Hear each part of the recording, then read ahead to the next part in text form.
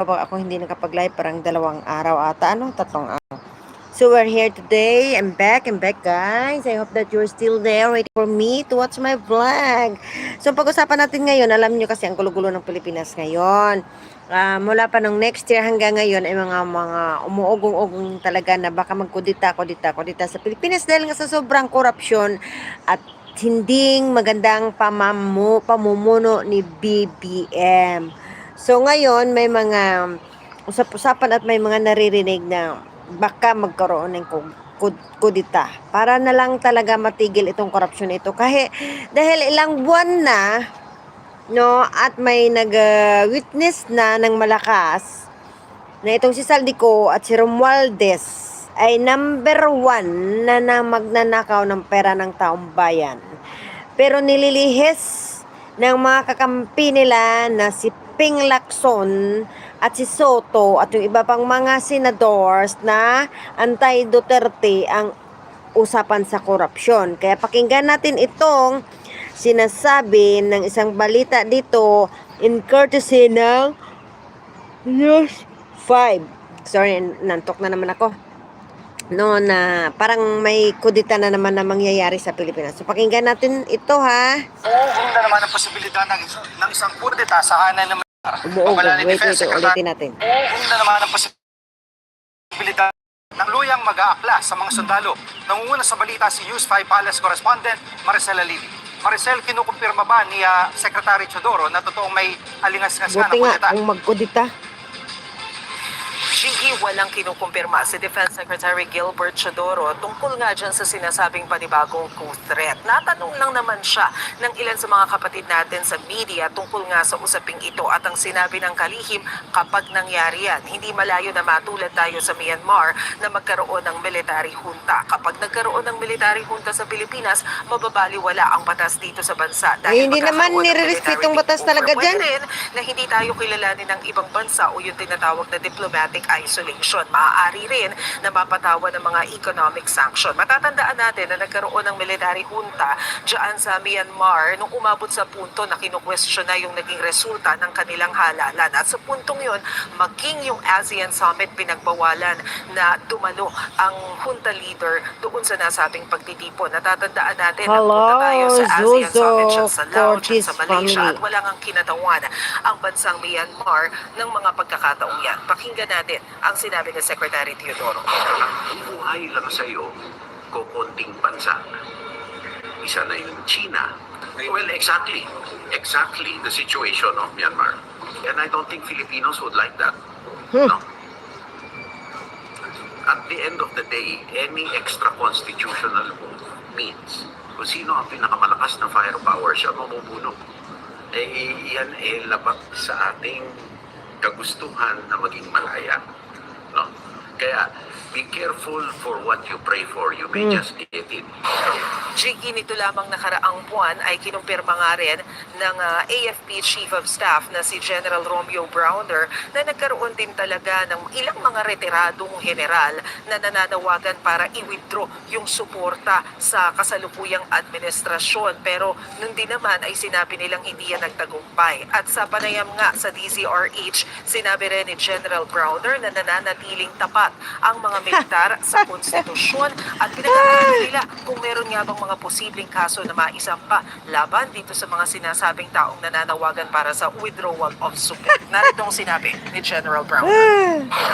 Nananawagan ako sa ating mga kababayan na huwag na pong idamay bayad kasi yan si Brunner ni Bangag. The armed forces from the political environment. Again, pag nakialam po ang armed forces of the Philippines, hindi po maganda para sa ating bayan. Sa panig naman ng Malacanang, sinabi nga ni Undersecretary Claire Castro na importanteng maging mapanuri pa rin sa mga lumalabas na impormasyon at huwag basta-basta maniwala. Narito ang kanyang sinabi. Tanga rin yan. Obstructionists, Yan, tanga rin yan. peddlers, o ito po ay kumakalat at nakita nyo kung saan galing at Alam naman nilang wala nagawa ang presidente.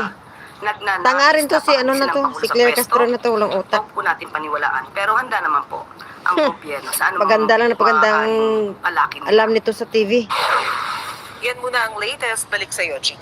Alam nyo guys, why? parang umuugong. Tapos yung mga retiradong mga, alam nyo ko siguro kung hindi pa retired itong mga army na ito, na gustong mag-aklas o gustong lumaban dito sa gobyerno ni Bongbong Marcos. Wala na si Bongbong Marcos ngayon. Kaso lang, ang military ngayon, bayad. Yan si Bronner na yan, Chief of AFP in the Philippines. Paid yan siya ni Marcos. Bayad yan ni Romualdez para hindi umaksyon laban sa kanila. Binayaran nila yan. Kasi siya ang chief of ano, pero hindi niya mapipigilan siguro kung talagang gusto ng ibang mga military na talagang grabe na talaga kasi ang pagnanakaw ngayon sa Pilipinas. So, kumbaga nakakasuka na. Nakakakit na ng ulo. Sige, daan lang. Stop. Stop. May aso kasi ako. No. No? Sorry, I have a dog. And then someone passed by. So, it's very clear na talaga na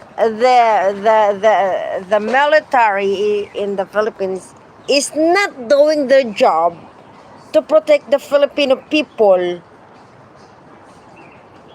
who were thieves are taking their money. So, what I mean, this General Bronner, the armed forces, yung the highest, who has the highest rank in the armed forces of the Philippines, paid kasi ni Romualdez. Kaya hindi niya kayang gawin, he cannot do to support the Filipino people to be against the government of Bongbong Bangag Marcos. Adik kasi yung presidente, sa totoo lang. Ilang ulit na nga dinare na mag-hair follicle test, ayaw talaga niya. At pinapababa na siya, the people are shouting him to step down because he is useless president. This is what I have heard from Philippines, no? Yung sinasabi ko na ito, this is what the news, that the Filipino people doesn't like him.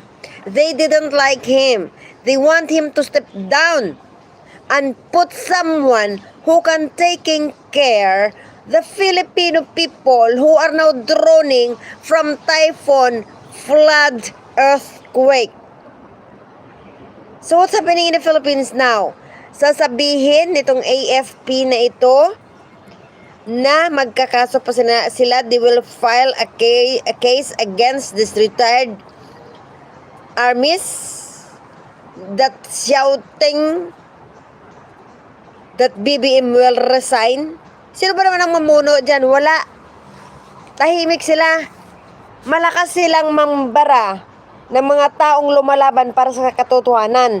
Pero itong AFP na ito, bulag sa mga magnanakaw.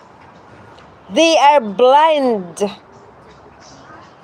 against the thieves who are Romualdez. Kasangkot dito si Bongbong Marcos na presidente mismo ng Pilipinas at si Zaldico. Of course, the wife of this AFP Bronner was given by the President of the Philippines, Bongbong Bangag Adik Marcos, a position, a higher position. So, ikaw ba naman, if you were in the position of Bronner, you will against the President who gave a highest position to your wife? Of course not. Hindi mo gagawin yun.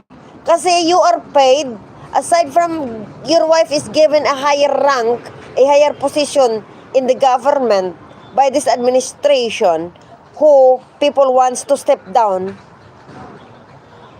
Mahiya ka naman, no? It's shame. Oh, why should I against the president? Why should I against the government? He has given an opportunity to my wife to work in a higher position into a government. Then I am paid by his cousin, Romualdez. So why should I against the government?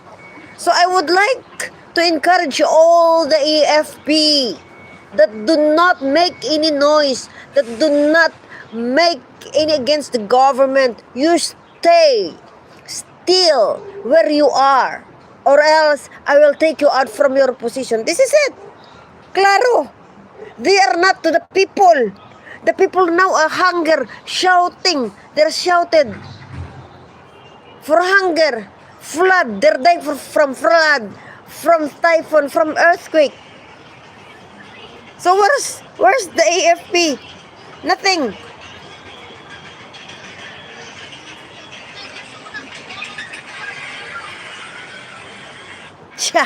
Even the dogs know. Yes, because the dogs and the animals also are dying from hunger. Because why? When the typhoon attacks, when the earthquake attacks, the Philippine government of this Bongbong Marcos didn't help. You know, there was an earthquake in Cebu City, and he just went there and looked at like this, and then putting his hand on his waist, and then seeing like that, but he didn't bring anything. If he brought something, he brought the tent from the COVID patients before that was kept during the COVID time, where our beloved President Rodrigo Roa Duterte used. He used it, Bongbong Marcos, he used it, he gave it to the people of Cebu where was victim of earthquake to be used as their temporary house or a tent. But the people of Cebu who were victim of the earthquake didn't sleep or didn't use that tent because they know that tent was used during the COVID. So it's dirty. There's no food. Yeah. There's no food. There's no water. He went there without bringing any food or ayuda, or what is this, how we call it in English. Only Inday Sara Duterte, our Vice President, the Davao City, only the Davao City immediately brought a relief good, food, clothes, water to the victim of earthquake in Cebu City. Also, in Davao Oriental, on the other side of Davao City, because Davao City is very different from Davao Oriental. Davao Oriental is not under Duterte's, how do I say this, care, no? Only the Duterte taking care of Davao City, where Davao City now is getting rich, is the number one richest in the Philippines. A city, number one city, richest in the Philippines. So Bongbong Marcos went there in the Oriental Davao City, still the same. He went there without bringing any help, nor my financial. He didn't give. He just went there and checked and see like that. Ah, yeah, it's really, there's an earthquake. That's what he said in Cebu City. Because he said in the interview, they an earthquake in Cebu. Yeah, he went in Davao Oriental and the people were shouting, Duterte! Duterte! Oh, it's a simple thing. Because Filipino people love Tatay Digong. They brought the old 80 years old man in The Hague. They prisoned him they jailed him there. So that no more Digong or no more Rodrigo Duterte will speak against Bongbong Marcos, because it's Tatay Digong who knows everything about him. So what's happening in the Philippines now? No relief from other countries because they are afraid to help. Because they thought that if they will help the Philippines, the help that they send will not go to the Filipino people, but it will go into the pocket of these thieves under BBM Marcos administration. It's true. And the Korea want to help financial after the earthquake in Cebu City, but they did not send it They stop it. They control it because they thought that, and they say that if they will send help to the Philippines, might these corrupt people of the government will take the money or will take the help that are going to the Filipino people. It will not reach. Isn't true? Am I true?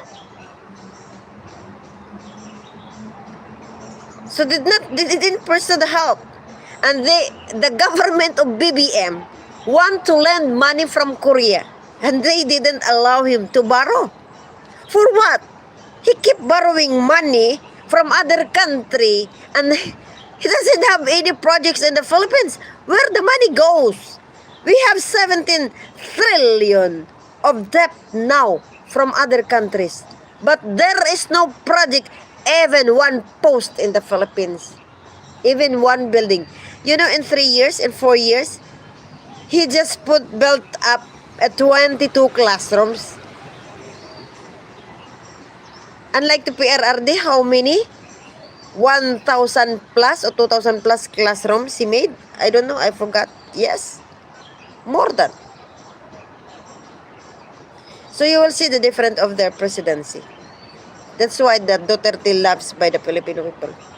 Now the people now are groaning, they are shouting, they are, but they do nothing because there's the police, they protect the thieves. They hinder the rallies of the Filipino people who wants that persons will be accountable. They hinder it. They put a block so that the people cannot go inside where the thieves lives. Where the thieves live. So sad. Okay, so until here, and see you tonight if I have time. Thank you. I'm so sorry I was not been able to do a vlog last 2 days because I was very busy. I am a domestic helper, and every day, not just only I'm sitting here with my dogs, but of course I need to talk with my son. I need to talk to my family or some of my friends. So until here, and see you tomorrow, tonight. I hope that you will continue to watch me. Thank you. I hope you subscribe. Thank you for your comments on my live. And I hope that you will continue to like. Thank you for my 5 likes and for my viewers. Thank you so much.